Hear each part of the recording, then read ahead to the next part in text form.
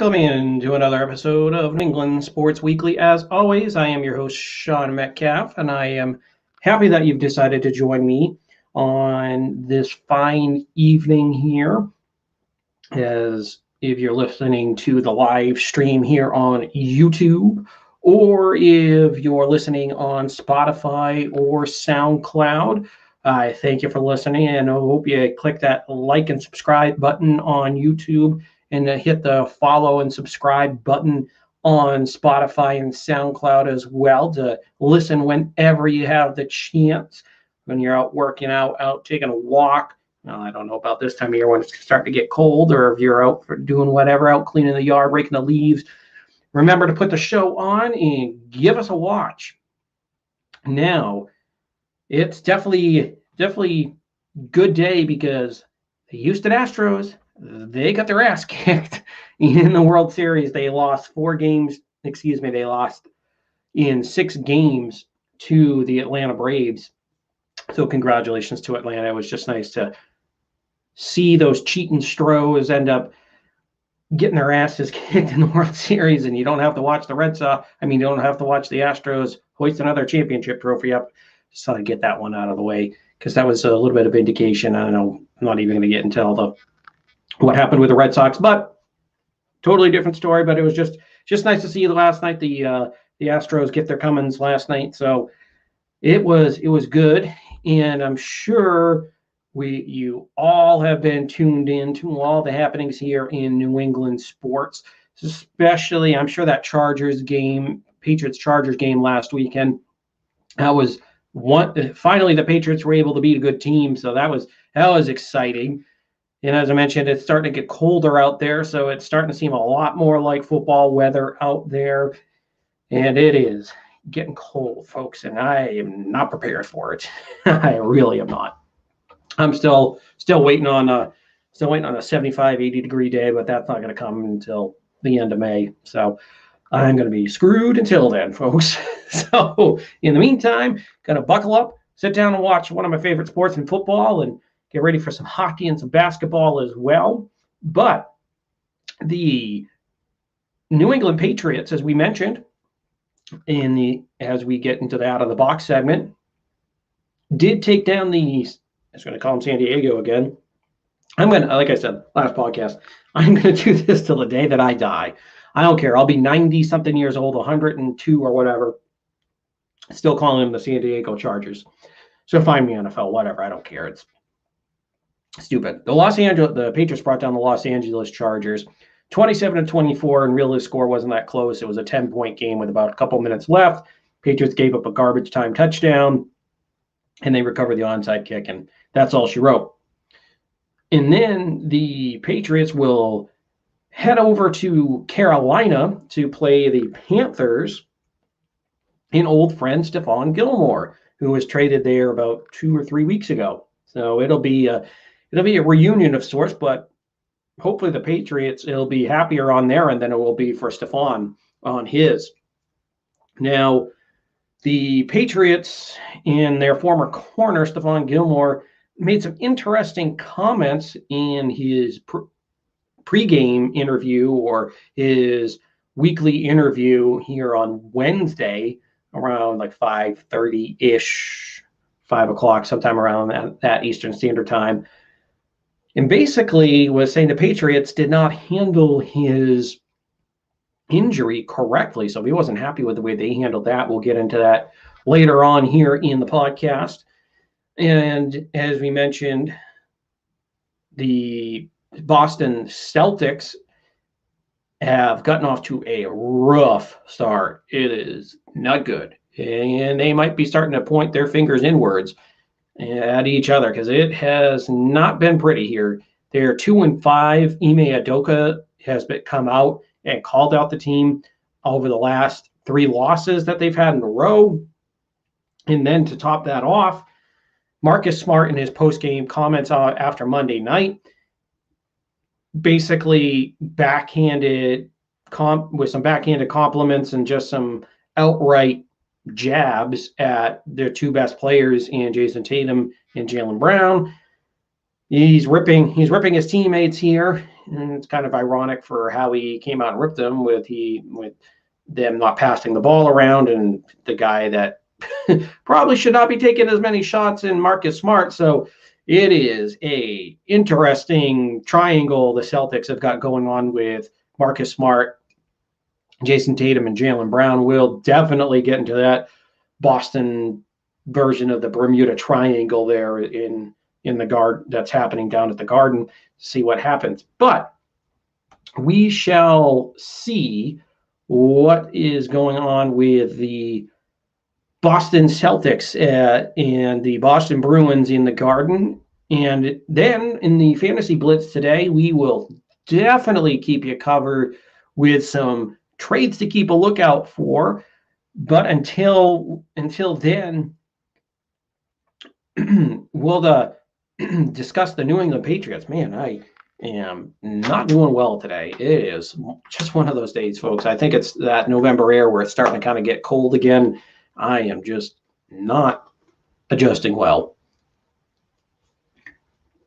But as we mentioned, we'll just jump right in here because it's going to be a loaded show here, as it always is. We'll jump right into the New England Patriots. As you mentioned, they beat the Los Angeles Chargers.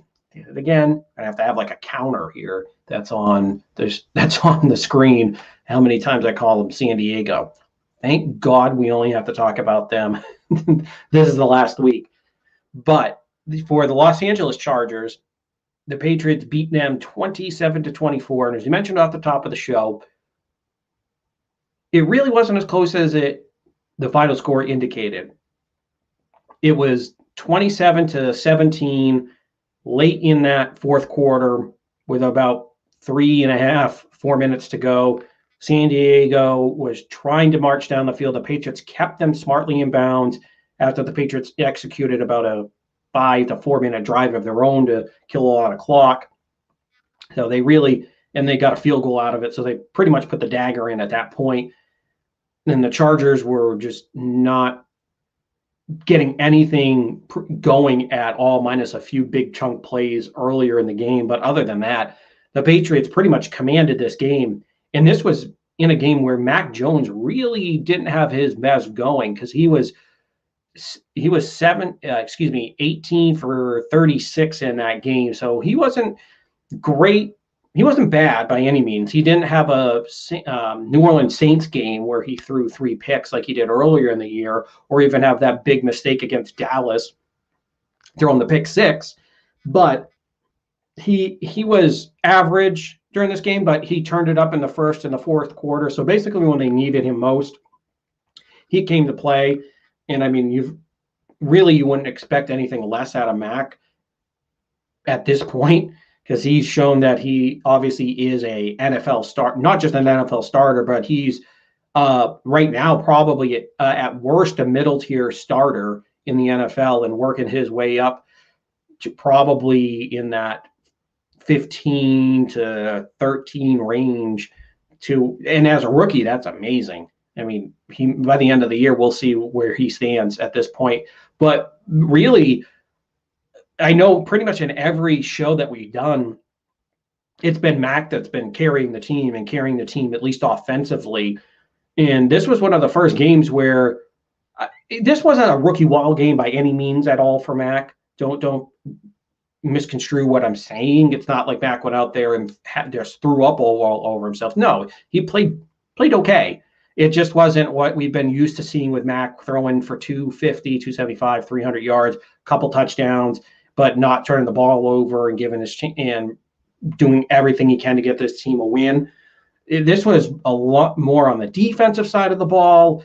The Patriots were able to go out and run on this Chargers team, which, as we talked about last week, they're one of the worst run defenses in the league. Now we'll get into a little bit here about some situations the Patriots probably could have even blown this game even further open if they had run the ball in a few other situations. But this pretty much was I wouldn't say complete game, but as close to a complete game as they've had this year. I mean, the you couldn't put the Tampa Bay game in there because the run game wasn't going. But I mean, Tampa is arguably the best run defense in the league. They're at least top 3 anyways. But next to the Tampa game, this might have been right there as far as for a complete game as far as the Patriots have played all year. And like I said, even because Mac wasn't bad, he played well enough for them to obviously win, and he showed up in spurts. But so it wasn't like he went out there, had a horrible game. So you could put this and lump this into a complete game. I would give you that if you wanted to make that argument. But like I said, this is one of those situations where they made what really impressed me about this win was how uncomfortable they made Justin Fields. I'm sorry, not Justin Fields, but Justin Herbert look in this game, because all year long up until the Baltimore game for Herbert, he was in the not that he's left the MVP conversation. Don't get me wrong, but he was probably in that top 3 for the MVP. Maybe after these last 2 games, he slipped to maybe 5 or 6. But I mean, you're splitting hairs when you're kind of getting to that top 5 anyways. But the point being is that Herbert has been outstanding. He was outstanding last year as a rookie after Tyrod Taylor got jabbed in his lung and by the team doctor. That's scary. And Herbert had to go in and take over from day 1 for the Chargers. So it's really, you're not surprised there. And he finished with a rookie record for passing yards and touchdowns. He just had a historic rookie year as far as Herbert's concerned. So you just knew they have their franchise quarterback and they found the right guy. But in this year, he started off hot, but the Patriots came out. They did this last year too. They make Herbert look like a young quarterback, like a deer in the headlights, because he made throws that you're scratching your head. You're like, that guy was in double coverage, or there was a couple throws that he was trying to get to Keenan Allen where Keenan Allen was open. So I vividly remember this in the second half, in the first portion of the third quarter, the Keenan Allen probably would have gone for 30 plus yards, somewhere in that 30 to 40 yards before the Patriots tackled him. It would have been wide open in a first down, and it might have been a game-changing or at least a game-tying type of play to Keenan Allen, who is one of the most sure-handed wide receivers that there are in the NFL. He misses a wide-open throw, and he did that a couple more times, and they just flustered him all game long. They forced him into 2 picks, and one of them was a big pick 6 that gave the Patriots the lead for pretty much good at that point. Like I said, the Patriots tacked on a field goal, but that was the game changer where he threw, and they were both to an old teammate in Adrian Phillips, the former Charger, who looked great in that game. The first interception that he had, he plucked off the turf. And then the second one, like I said, was a pick 6 that Herbert it was like, what are you doing? I mean, luckily for the Patriots, it worked out beautifully. But he looked flustered all game long. And you've got to give credit to, like I said, the Patriots secondary, specifically Phillips, and then Matthew Judon, who's been an absolute stud since they have picked him up from the Ravens. He absolutely made life a living hell for Justin Herbert in that game. And of course, he got another sack on Herbert. So it's just amazing to see what Matthew Judon has just brought to this team. He's a one-man wrecking crew. And now it's just up to guys like Josh Uche, who looked like he was going to really break out. He's kind of cooled off a little bit, but it'd be nice to see guys like Josh Uche and Christian Barmore and Godchow and a lot of those, some of the other newcomers or some of the first or second year guys really start to crank it up. And it looks like they might be adding to that as well, because again, defensively, they were just all over the Chargers, especially in the passing game. And really, the running game, minus two big plays. They had the 75-yarder on Jackson, who looked like he was going to be stopped for maybe a minimum gain of 3 yards, and maybe have a decent game. But he busted out of, kept turning his legs, busted out of a group of guys, made like one or two okay jukes, and then after that, it was off to the races for him. And then he finally got dragged down in the secondary. But it was just, that was one of the few big runs they had. And then Austin Eckler, their do-it-all back, he ended up having a 28-yard run. He really didn't get much done in the pass game. So it was an okay running game. It was just two big plays that they popped. But for the most part, they just weren't getting much done on the ground other than those two plays. And then they put Mike Williams on the back of a milk carton because he was MIA for pretty much all game long. And then, like I said, they tortured Herbert too. So, and this is exactly what they ended up doing last year to Herbert. Now, last year that the Patriots beat him 45-0. I wasn't expecting that because Herbert, last year Herbert was great, but this year Herbert is off the charts. So you just didn't think they were going to hold them to that. And the Patriots defense, which we all thought was going to be a strength of this team, has been okay. They've gotten better here over the last couple of weeks. I know they played the Jets before the Chargers, but I mean, come on. The Chargers are a legitimate team. They're a playoff team. They're 4-3. This is a team that is legitimately challenging for the AFC West, along with the Raiders and most likely the Chiefs, although they're a hot mess. We might get into them here later on if we have some time. But it really, this is a team that you can feel good about the Patriots getting a win. This is one of the, like I said last week against the Jets, you could feel good just about how the things that the Patriots were able to do as far as defensively, offensively, with Mac throwing the ball, them being able to run the ball and put up that many points against, I know it was the Jets, but that was one of those get right, feel good games, and it was. But this is one where you legitimately feel great after the win because this is a good young team in the Chargers that you were able to take down, and you did it with your young rookie franchise quarterback who you're really, really looking forward to seeing how he develops. And he's already developed great, really didn't have a great game. So it's all around. It was a good game for the Patriots. And let's jump back over to the offensive side for the Patriots. As we mentioned, really the star to me was kind of the defense, what they were able to do to Justin Herbert. And actually kind of just wrapping up a point here that we have from the Patriots and the defensive side of the football is Matthew Judon, who, as we mentioned, he's just been an absolute stud. In this year, he already has 8 sacks. 8 sacks. That's ridiculous. I think the Patriots record is only like 12 and a half, 13. I'd have to look it up, but he's on pace to absolutely smash the record for sacks in a season by Patriots, because you really think about, and this is obvious because even before Belichick, even with guys like Andre Tippett, he just accumulated them well over his career, even though he had over 100. It was just accumulation every year. He's a Hall of Famer, don't get me wrong.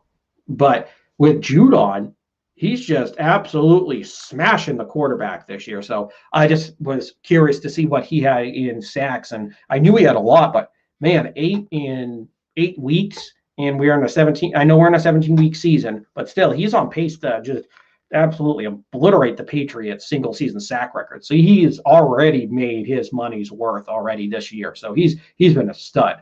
Now, going over to the offensive side of the football, as you mentioned, the Patriots didn't really have a great day with the pass, with throwing the football around. But what they were able to do very effectively was run the football, as Damien Harris had over 80 yards on the ground, had a touchdown, And then Ramondre Stevens even looked pretty good in this game.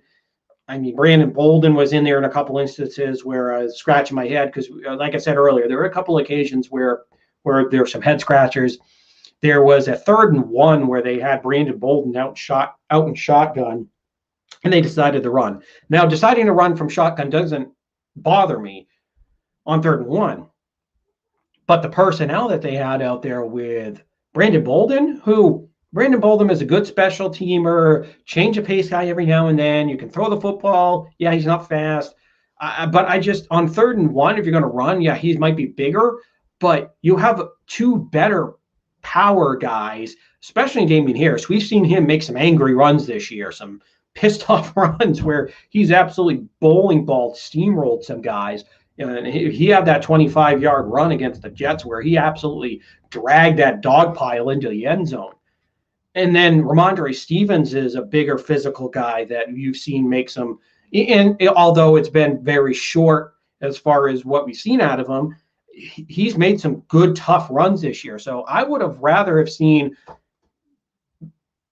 Damien Harris or Ramondre Stevens out there at that point. Now, if you want to give Harris a breather, I'm okay with that. But then go put Ramondre out there if you're just going to pound it.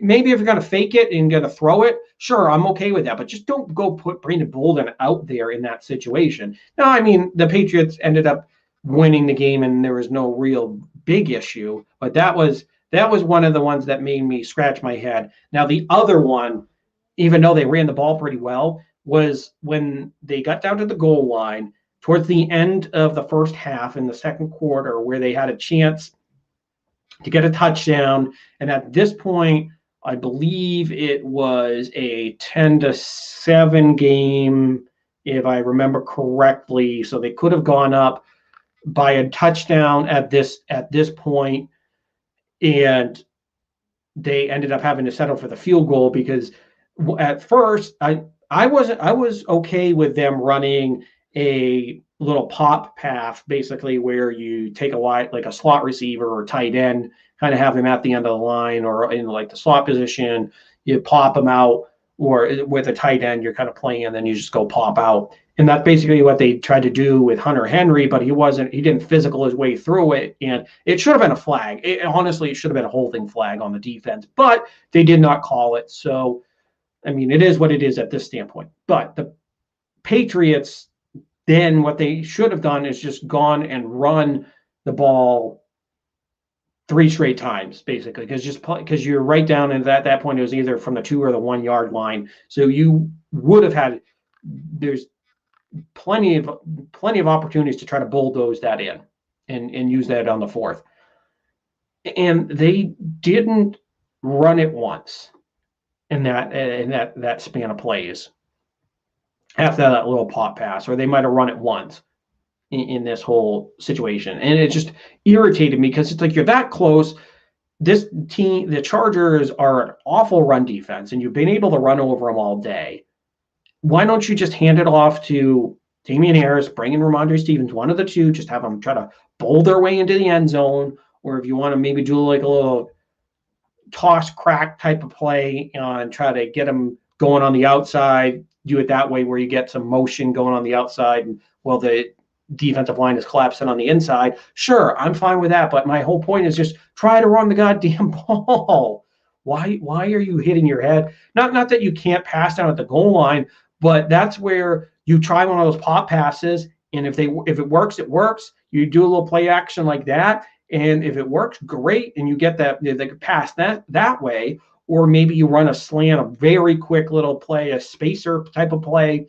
But if you're not going to run those plays down there, just try to shove the ball in, try to run the ball. And they didn't. That was one of the situations that did irritate me about this Patriots offense. They just weren't as efficient as they were against the Jets the week before in the red zone, which this has kind of been one of the issues all year long, which against good teams is going to come back to haunt you, although it didn't against San Diego. Against Los Angeles, I did it again. Gonna have to put another dollar in the we'll call it the San Diego jar instead of the swear jar. But anyways, with Los Angeles, they are a good team, so it didn't come back to bite them. But once you go play the Browns, you can say whatever you want about them. Yeah, they might have kind of fallen off a little bit, but they're still a good team. They're still in the hunt. And then you have the Titans that you have to play. You have the Bills twice that you have to play, who, as we know, are probably gonna. They won the AFC East last year, and they made it to the AFC Championship game and lost to the Chiefs. So that's a really good team. So you have a pretty good plethora of really good to great teams that are coming up here, and you can't make you have to cash it in the red zone instead of settling for field goals. And that's just my one pet peeve of this game, because pretty much the rest of the way, like I said, running, they were able to run. They played good defensively. And offensively, even though Mac didn't have a great game, in the first half, in the first series of the game, he threw an absolute missile down the right sideline to Nelson Aguilar, and it was a beautiful pass that he dropped right in the bucket. And then later on in the game, and that was probably like a 50-yard chunk play. It was, or at least 40 to 50-yard chunk play. It was huge. And then you had Mac, after he had a so-so second and a so-so third, turn it up in the fourth quarter, excuse me, when they needed it in the last drive, and they were able to punch the ball into the end zone. So he showed up when the team needed him most in this game, and that's all you really are asking for from a rookie at this standpoint. Or really any quarterback, is when the fourth quarter comes around, and if you're trailing by a touchdown or a field goal, or maybe even 10 points, or you're up by just a one score game, you want to try to get back you want to try to extend that lead so that the other team doesn't come back, or you're trying to want to come back, tie the game up, or get the win for your team. And that's what you saw out of Mac in that situation. He was managing the game pretty well. So it was pretty good as far as that was concerned from Mac Jones. Now, moving forward, they have to play the Carolina Panthers. Now, the Carolina Panthers, as we all know, this is where our old friend Stephon Gilmore was traded to. So it will be it'll be a reunion of sorts, if you want to put it that way, with Stephon. And it'll be interesting to see who he covers in this game, because I've been thinking about it all day, who he would cover.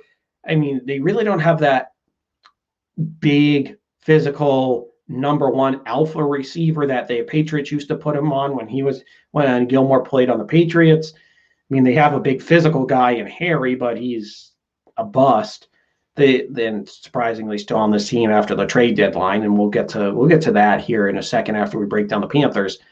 But really, there's nobody that really scares you as far as a game breaker that you would want to put Gilmore on.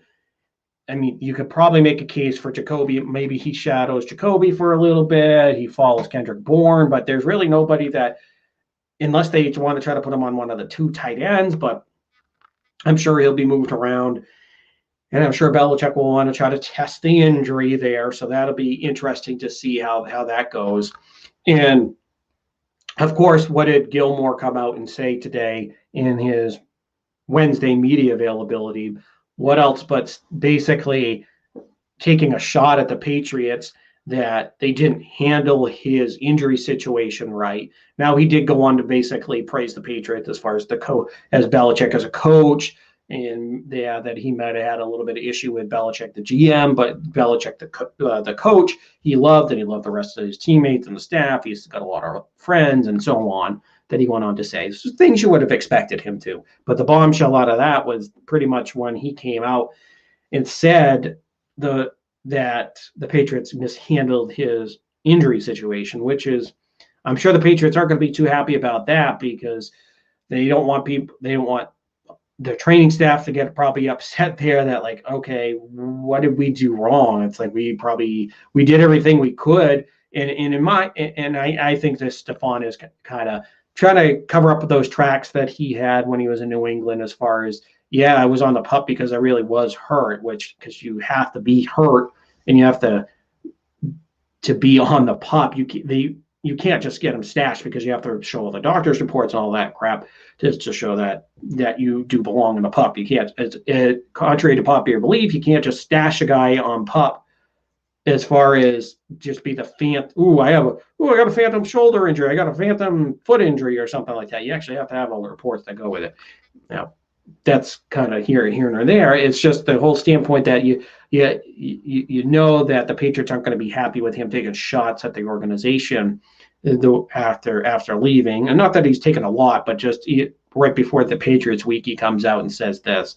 So it'll be interesting to see how both Gilmore attacks the Patriots, and Belichick's probably going to be wanting to somehow go after Steph. Maybe not all game long, but maybe take a couple shots against them and see, all right, do you still have it, or have you bit the dust at this standpoint, for lack of a better term? So we'll see how that goes for Stephon and the Patriots in that battle that they're going to have. Now, the Patriots aren't just going to have to worry about Stephon. Because, I mean, we can make fun of Sam Darnold all we want, because he came out, was hot as a pistol in the first 3 or 4 games of the season. You're like, okay, the Panthers, the Panthers got another cast off from an Adam Gase team, and they were able to turn it around, and it looked like they might have found it, but he's turned back into a pumpkin, so to speak, as far as over these last 3 games. As we get into week 9, he's gone back into his way of turning over the ball, being turnover prone. And some of that can be kind of led back to him not having Christian McCaffrey, the all-world, do-everything running back that if you created one in Madden, that pretty much, well, next to Derrick Henry, who has broken his foot. So that'll be interesting, because the Patriots have to play the Titans in about 4 to 5 weeks. I'll have to take a look at the schedule, but I know it's down the road here. But anyways, they do have to play Tennessee, so they won't. And it looks like Derrick Henry's going to be out somewhere between 6 to 10 weeks, but the 6 weeks is really, really pushing it. It's probably going to be more on that 10-week scale there, or maybe 8 to 10. So it's not going to be a quick recovery. So most likely the Patriots won't have to face Derrick Henry. But anyways, the whole point being is that if you're going to create one of these running back, it'd either be Derrick Henry, or if you're going for the dual threat, it would be Christian McCaffrey. And McCaffrey is now eligible to come off the IR now. So maybe that stabilizes things for the Panthers, as far as it gives you your stud running back that can make plays out of the backfield from catching the football, or as a great running back as well. He's one of the few thousand guys, 1,000 receiving, 1,000 rushing yards that there've been in the league. And he really, really brings a lot to the table. And even last year with Teddy Bridgewater, before Christian McCaffrey got hurt again last year, that team was doing pretty well with Bridgewater and McCaffrey. So basically, the recipe for success down there in Carolina is like get a game manager quarterback, and keep Christian McCaffrey healthy. If not, then your team starts to backslide. Now, the interesting thing here is that the Panthers do have a good young core, or a good core of receivers, as they did lose Curtis Samuel to the Washington football team, but they still have DJ Moore, who I would love to have on the Patriots. He's a little bit smaller of a guy, but he's not, I believe he's only like 6 foot, but he's still a guy that when they feature him, can be a playmaker at times. He's a good young receiver. And then you have Robbie Anderson, the cast off from the Jets, who I shouldn't say cast off, because he played pretty well with the Jets, but he really blossomed last year, had over 1,000 yards, was great. It was a good compliment to DJ Moore. And then, like I said, you had the Swiss Army knife down there, and Curtis Samuel, who's no longer there, but still and then you added the Marshall product as well this year, the offseason in the draft. So, I mean, this team has got some pretty good wide receivers. Now it's just, can Sam Darnold go back to what he was the first 3 weeks of the season if you're the Panthers? And I don't see that, because it looks like he's the busted quarterback, because that was 3 weeks. It might have been a mirage, because the last five, I think even if you had Christian McCaffrey, I mean, Sam Darnold was still going to make the mistakes that he made. So it's interesting to see how he'll play against this Bill Belichick defense, because famously, when Sam Darnold in 2019, when he was with the Jets, this was the famous Monday night game where he had the "I'm seeing ghosts" comments after he threw 5 interceptions on a Monday night football game. And I don't think you're going to see 5 interceptions. I think you might see 2 this coming week. Because I just think there's something that's inside Sam Darnold's head whenever he has to play a Bill Belichick defense, albeit if he's with New York or Carolina now. I just think that Belichick has his number. And I don't think it's going to be a rout, but I think it could be a comfortable victory, just because I think Sam Darnold will turn it over multiple times. And because I think J.C. Jackson is a good corner. Now the Patriots have some other issues. If Jalen Mills stays hot instead of kind of going back into his cold zone, which he was for like that middle part of this 8-game stretch. And then if Phillips and Duggar, if they continue to play well, then I think there's going to be enough there in that secondary to confuse Darnold still. And I think Matthew Judon coming off the edge, or if you put him on, split him out to that linebacker, outside linebacker position, then this is where I think he's going to come off that edge and create a lot of havoc there and force Darnold, if he doesn't get sacked, into some poor mistakes, either get intercepted or throw some bad footballs. And I just think the Patriots defense, well, they haven't been great. I think they've been solid over this last 3 games, where I think that they're starting to gel a little bit more. So this could be interesting on the defensive side. Now, offensively, for the New England Patriots, I see them being able to take advantage of the secondary, because I don't see a lot that I like in the secondary. Now, I know you have Chin, the safety, who I really love there. I like the linebacking core with Shaq Thompson. That I like more than I do their secondary there in Carolina. I mean, I know they have some promising young rookies that they brought in over the last couple of years. But like I said, Jeremy Chin is the one that I do like there, their safety. So you're going to have to try to maybe steer away from him. But I think this is where, with Mac Jones, you'll be able to try to attack that secondary. And I think you'll be able to at least run the ball effectively here in this game, where you're going to be able to manage the clock. And I think this is one of those weeks where I think they're going to get the tight ends involved this week. This is where I think with Jonnu Smith, we saw against the Jets, until he got hurt, he had the 2 catches for 52 yards. It was looking great. So I think this is where maybe they get Jonnu Smith back involved, and you get into the red zone. Hunter Henry is going to be a big key contributor this week. So I think they're going to be able to really key in on those tight ends this week and make some plays. And I'm going to call it this week. I think this is where Jacoby Myers gets his first NFL touchdown of his career this week, because I know they've been trying to force it, but I think this is maybe organically where this happens, where you have where they're at like the 15 or 12-yard line, and Myers gets a quick slant and he gets a touchdown. So I could see that happening this week, where Jacoby gets his first NFL touchdown.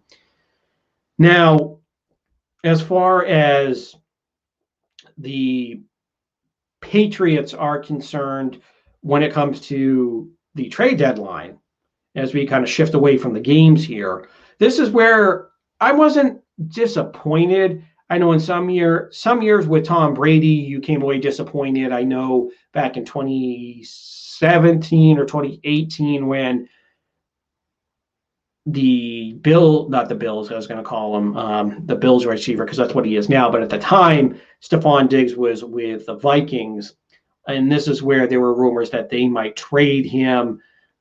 And I think these rumors persisted over like a 2 or 3 year period, all the way up to 2019. Those were where, okay, maybe you could get a young wide receiver. There were disappointments there where they should have gotten Emmanuel Sanders, but they only got Mohamed Sanu. So there were some times where you came away disappointed with them not getting a top tier wide receiver, top tier corner or linebacker. Now this year, I think they're in a different situation where you're still building for the future, but you're playing for the now. I know that sounds obvious, duh. But I mean, you're playing for. You think you're kind of in that playoff race, which they certainly are with this abysmal,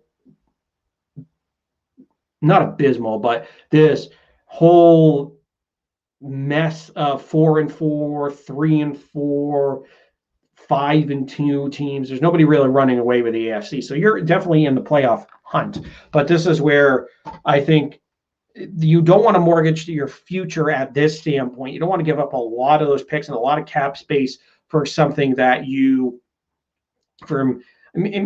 if you're Brandon Cooks, I don't want to give up a 2 or a 3 for that. If it was going to be a 4 or a 5, that's where I could have said, okay, just give us Brandon Cooks and we'll try to do something with the salary, because this year the salary is not much, but it's next year where the salary is going to be like $12 million against the cap. But it sounds like they want to build around Brandon Cooks. But other than that, there weren't a lot of big name players that got moved. I know Kyle Fuller was one of those corners out in Denver that I was kind of hoping that they might go after because they need that number one corner or that other corner to play alongside with JC. But there really wasn't anything that got moved. I mean, it was pretty much the biggest name out there obviously was Von Miller, and then after that, Melvin Ingram, but there really wasn't outside of Von Miller, which, I mean, Von Miller's getting a little bit older because he got drafted in 2011. I think obviously still got something left in the tank, but I just don't see a lot there I didn't see a lot out in the market that was available. But even though the trade deadline's over, there now is some rumors swirling out there that Odell Beckham Jr.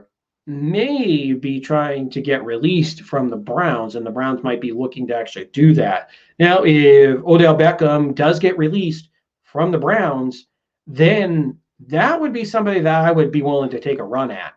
Now, remember, next year's contract is not guaranteed, so they don't have to pay any future money here when it comes to Odell Beckham. They just have to pay what's remaining of this year, which would be $7 million. So maybe you bring him in, you give him a little bit, you just give him the veteran minimum on your end, and then you just pay what's remaining on his contract. So I definitely think he'd be worth a flyer to definitely go out there and sign him. I mean, now you're going to have to put a waiver claim on him because he's not going to be one of these guys that slips the waivers. And I believe at this point they're fourth out of like those contenders, because you're just going to say the rest of those teams that are out there that are out of the playoff race are not going to do it. I mean, you never know, somebody might shock you, but I think out of like those playoff seeds that you have, the Patriots are fourth. So I think they all have a decent shot, and I think they should. Now, what kind of makes me a little bit hesitant about Odell is that he has become injury prone over the last 3 years or so. He just has not been out on the field at all, really, for the Cleveland. He had, I think the first year there was the most games he played. For the last couple of years, he's just been MIA. He just has not been around. And that's what I would fear, is that you bring him in, you pay him a contract, and maybe he ends up getting hurt again and you lose your playmaker. Now, I know one thing when it comes to Odell is that at least that you're going to get a playmaker. He's still to me, I still think he's worthwhile taking a shot on. This is a guy that for 4 straight years came out and had over 1,000 yards. And until Justin Jefferson came along last year, he had the rookie receiving yards record. It was 13 something hundred yards. He had 13 touchdowns, and he put up another 13 plus 1,400 plus yards receiving, 10 touchdowns. So he was one of the best receivers in football for a 4-year, 5-year period. And then injuries just struck after he signed that massive contract with the Giants, and he just hasn't been the same since. Now, I still think this is a guy that you should go after, and I don't think he's going to make a problem for Mac Jones, because Mac Jones played at Alabama with a lot of star receivers. You name it. I don't know if he played with Amari Cooper, but he had Jerry Jeudy, Henry Ruggs,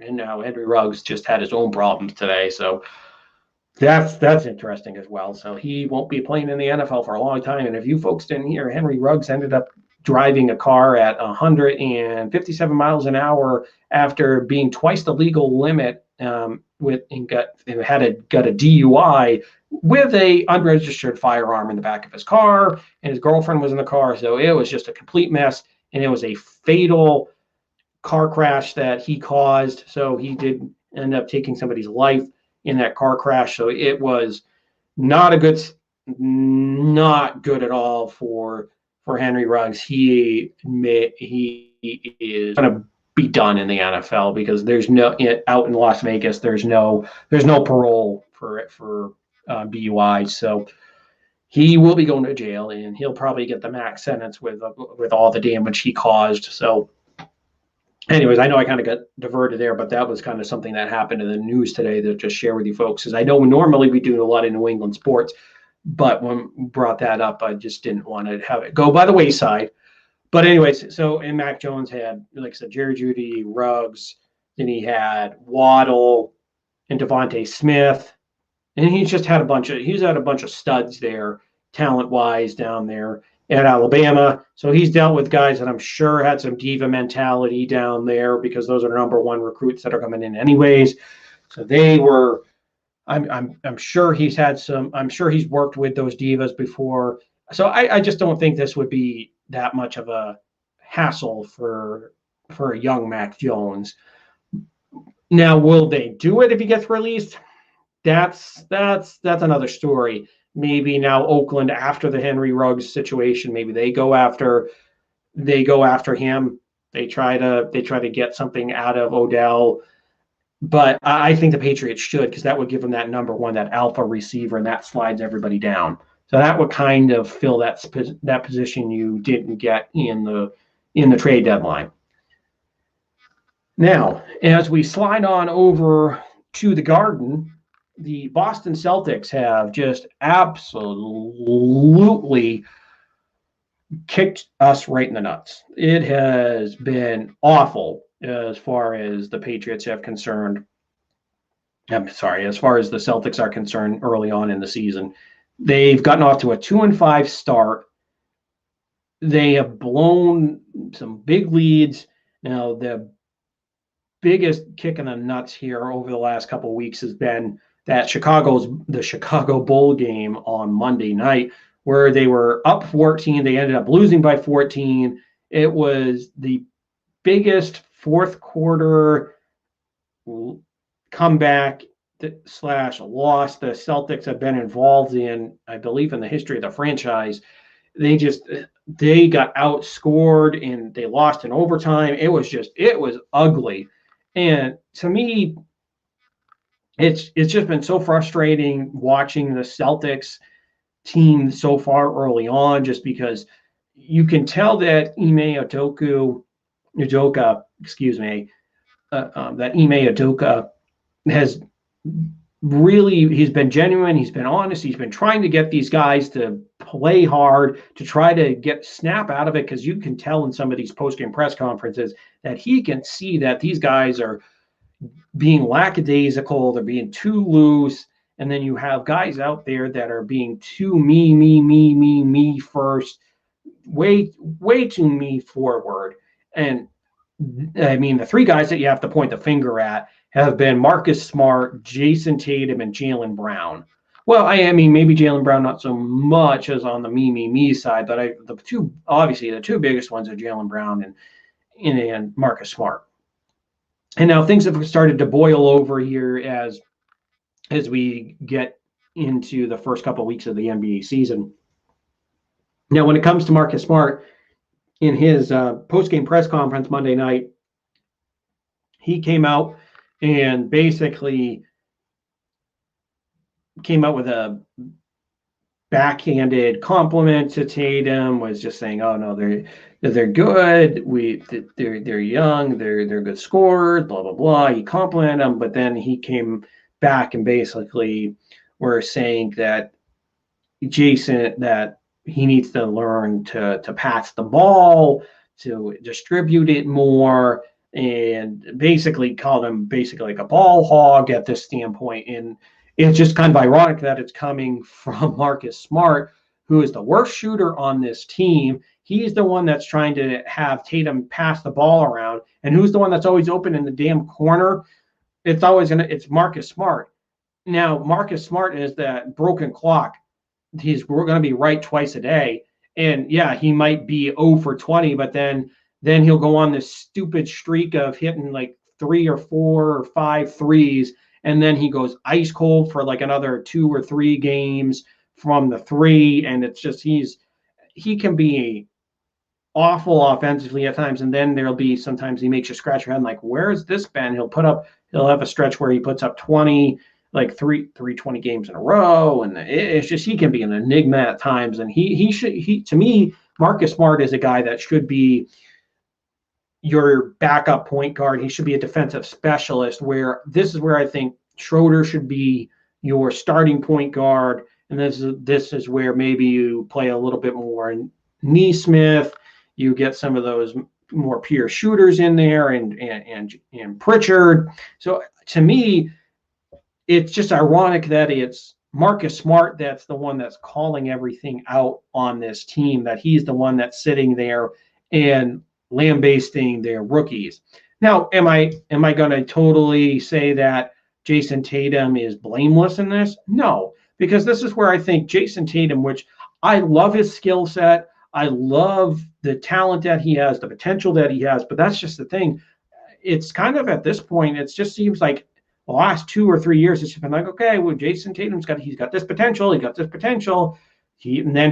has developed into an all-star. He's been a good shooter. He's been a really good shooter, but it's to this point where it's like he tries to get that one last. He maybe tries to take too many shots. Maybe just tries to play a little too much of that ISO hero ball out there, and instead of finding that open guy, unless it's. And I'm not saying if it's Marcus Smart, go to the open guy. No, but I'm saying like if it's Jaylen Brown, or if you have Nesmith out there, or even Al Horford, or somebody that you trust a little bit more shooting the basketball than Marcus Smart, then yes, they try to facilitate, get the ball around. No, I'm not expecting him to be out there, be like Steve Nash and have 50 assists in a night. I know he didn't have 50, but you catch my drift, that he's out there really facilitating that basketball. But he's not.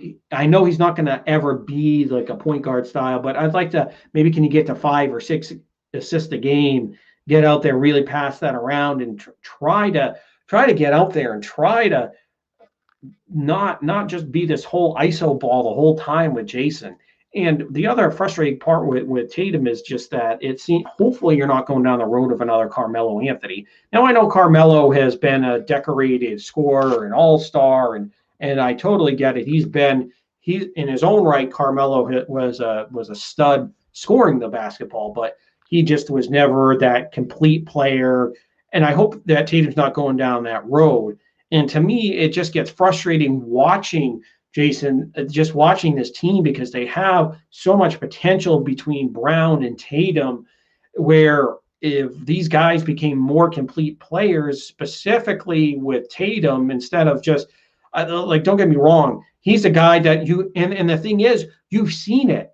just trust watching the playoffs the last couple of years. There's been a couple series that he's taken over. There's been a couple games that he's absolutely taken over, scored 50 back-to-back playoff games. So he has it in him to be that super stud star, but you have to cross that threshold into consistency, because that's, to me, that's kind of been the problem when it comes to Tatum, outside of kind of being, like I said, more, at least adding a little bit more facilitating to the game. He also has to add some more consistency as well, because I just haven't seen the full on 24/7 consistency from Tatum that I would love to see. And what am I saying? Am I trying to say get rid of Tatum, get him out of town? No, I don't want to see that from Jason Tatum. I don't want to see Brad Stevens do that. No, I don't. But if you were going to have to put a gun to my head and say, no, you have to trade one of these guys, I think it would probably have to be Marcus Smart. Because to me, Marcus Smart, he's the guy that just is the one that he'll call a guy out. He might hustle him, he might be the try hard guy, but to me, he's the guy that takes too many shots for my liking, for a guy that shouldn't be a starter, shouldn't be a guy that's out, that should be taking, I don't know, 20 shots a game, that type of guy. You're talking about a guy that, at time to time you can go off and save you a few games, but to me, he's also the guy that also, in every controversial situation, are we bringing up somebody else? Are we bringing up Pritchard? Are we bringing up Neesmith? Are we bringing up Brown? Or Robert Williams? No. You might have obviously a combination of those guys, but always the main culprit in a lot of this has always been Marcus Smart. Now, am I calling him a bad person? No, I think he's a good guy. I know he's done a lot of charitable work and all that stuff. That's not my point here. The point is that Marcus Smart has been the fly in the ointment way too many times in a lot of these situations. So you kind of have to add the pieces are right there in front of you to that puzzle that are basically telling you, okay, this is pretty much, it's got to be Marcus is going to be the problem here. So I just think this is a situation where the Celtics will have to end up getting rid of Marcus Smart, so and then bring in a true point guard that will distribute the basketball, try to get it to the open guy, try to get it to the better shooters. So because to me, I just think between those guys, I think there's just too much me basketball, and it's just driving me insane. So I would love to see them maybe try to find another home for Marcus Smart and wish him the best. But then you try to maybe you switch over Schroeder to being the traditional point guard. Well, it'll be interesting to see what they decide to do, but it's been ugly there. And of course, even Udoka has been dragged into this, and you got to feel bad for him for being the first year head coach. You thought he was walking into a situation where there's a lot of talent, but it really, yes, there has been talent, and you thought Brad Stevens did an okay job of overturning the roster here, but it's been frustrating to sit there and watch it at times, where you just see guys like Smart just hacking the basketball up. And to me, like I said, between him just being a guy that's, you don't want him to take shots, who should be more of a bench guy, and him always being involved as far as a lot of the situations that always come up there. Of course, down in the bubble, when there were some rumblings, it was Marcus Smart. And now Marcus Smart's been involved in a lot of things that have been going on. So I just think this is where they need to end up just moving on from Marcus and try to build around Tatum. Now, if you want to sit here and make a case for Tatum or Brown, or maybe trading one of them to get another superstar, I'm not going to entirely say no to it, but I just think that you've seen enough out of Jason Tatum that he is your cornerstone. It's just, you have to get the right pieces in around here. And I just don't think so far they've been able to do that. It's just been Jason Tatum and Jaylen Brown, and that's kind of been it. And they tried it with Kyrie Irving, Now, Kyrie Irving is a great player. He's a top 25 player. He's a top 15, but he's just a basket case. So you can't really say that rely your whole franchise on a basket case like him. And then you tried it with Kemba Walker, who is a good scorer, but is a defensive liability, and his knees were just absolutely shot. So to me, I'm not just going to, yes, it sucks that they got off to this start. And I think there are situations that they have to get cleaned up. And apparently Jason Tatum and Marcus Smart had breakfast this morning. I'm sure they were talking about this month's finances and rainbows show, where's the beef and all that stuff. Shout out to Scott Zolak and on that one, but you know what I mean. I doubt they were out there talking about the morning news. I'm sure they did sew a few things over or smooth a few things out, but to me it was just way too. There's been way too much smoke to the fire when it comes to Marcus Smart. I mean, I would love to see Marcus maybe still stay on this team as far if he's willing to and take a reduced role and be more of a bench guy. But I just don't think that's what he wants. He thinks he's a starting point guard in this league. I just don't think he is anymore, or ever really was. So I would just like to see them, if he's not willing to take a reduced role, to go in and maybe see what they can get from Marcus Smart. But yeah, man, it's gonna be an interesting, I don't know, probably month or so, or a couple of months here until we get to around Christmas time, and see after we got a couple months under their belt how this whole situation develops, because this is a team that I didn't think was going to be like a true NBA championship contender, but I thought maybe this team could, just the nature of the NBA, that maybe he ends up being a guy that you can, or I'm sorry, the nature of the NBA, that this is a team that could be that third, fourth seed. And if things fall into place, maybe a second seed, just because some of those top tier teams just take a couple weeks off, take a month off, really, because they know they can coast into the playoffs. So we'll see how it goes. But honestly, though, I just hope that they can find a way to kind of turn things around here if you're the Celtics, just because it has been awful. It has been awful to watch at times. But to a more lighter note here, as we finish out the show, is we'll go to the Fantasy Blitz. Now, last week we went over some players to say no to kind of fade away from, as their situations maybe weren't so great. But now we're going to target some players to go trade now that might be struggling a little bit here, but still have some good situations, as we'll start here at quarterback. Now at quarterback, this one's gonna, depending on your league and depending on the person that owns them, this is going to be a little bit tricky on trying to orchestrate the trade.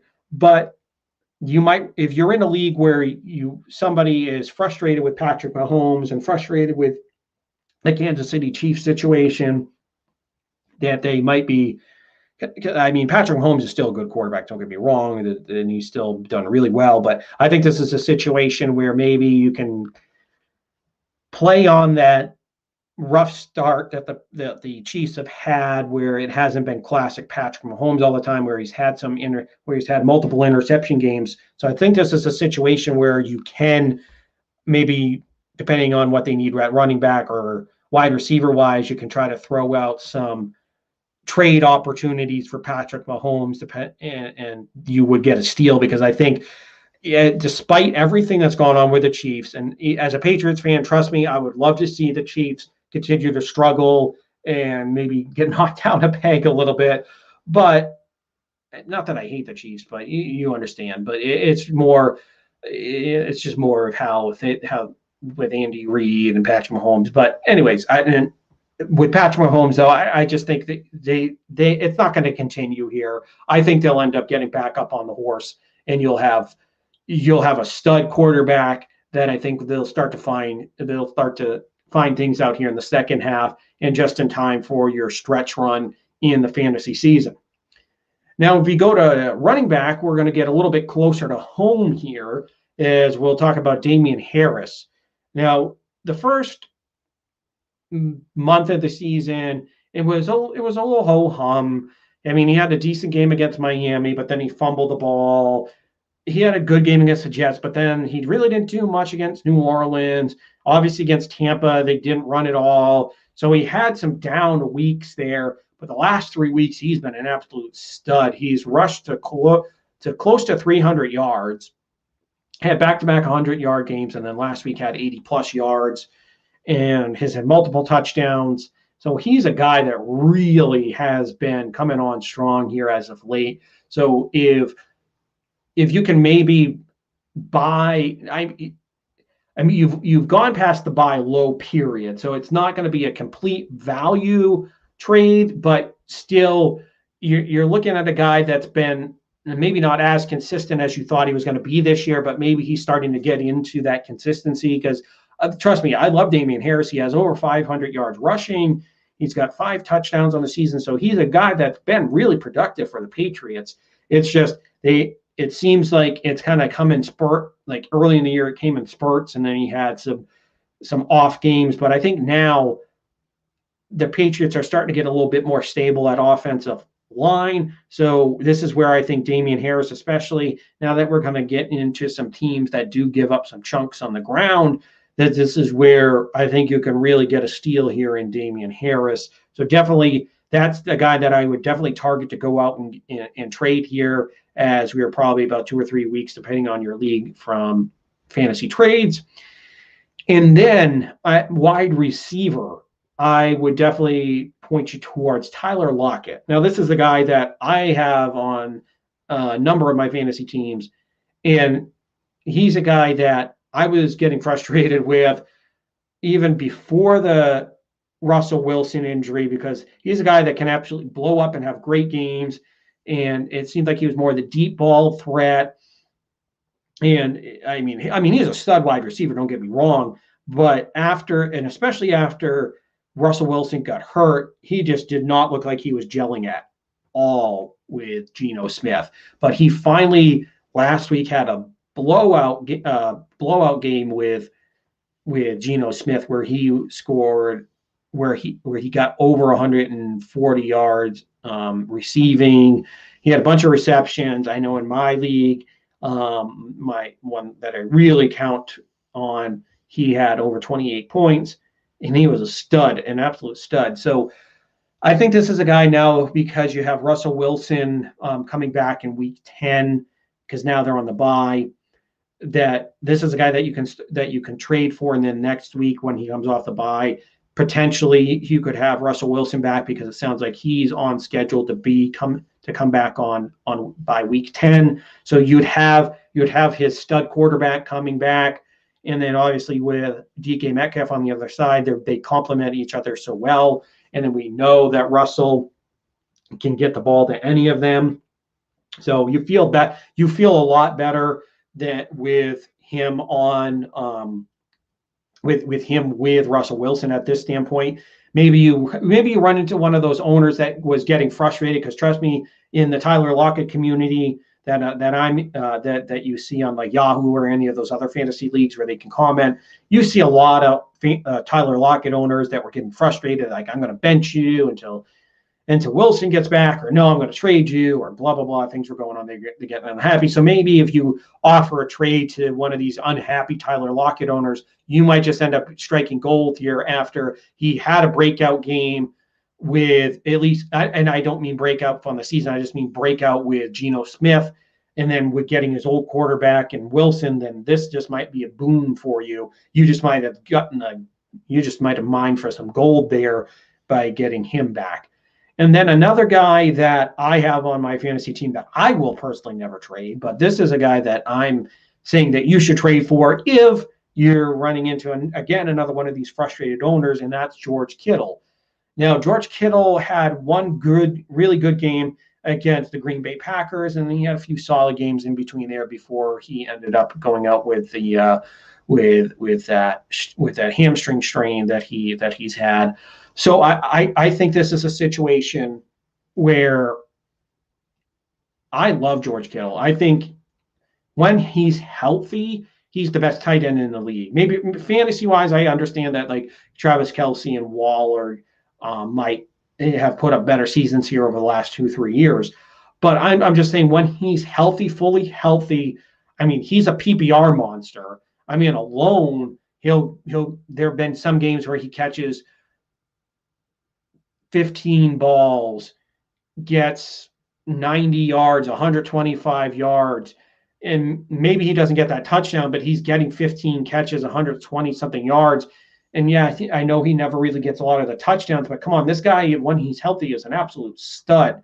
And with Jimmy G back, and there's some uncertainty there with the rookie quarterback and Trey Lance, Jimmy G loves to feed him. And then that passing attack, by the way, in San Francisco is just outside of Deebo Samuel, there's nothing else there because Brandon Ayuk, who we all thought was going to break out, has been MIA. He's been absolutely awful. So this is so I think George Kittle, he's a guy that I think you should target and go after because out after Deebo Samuel, there's nothing else there. And I mean, George Kittle is an absolute stud. He would pretty much be a number one target overall.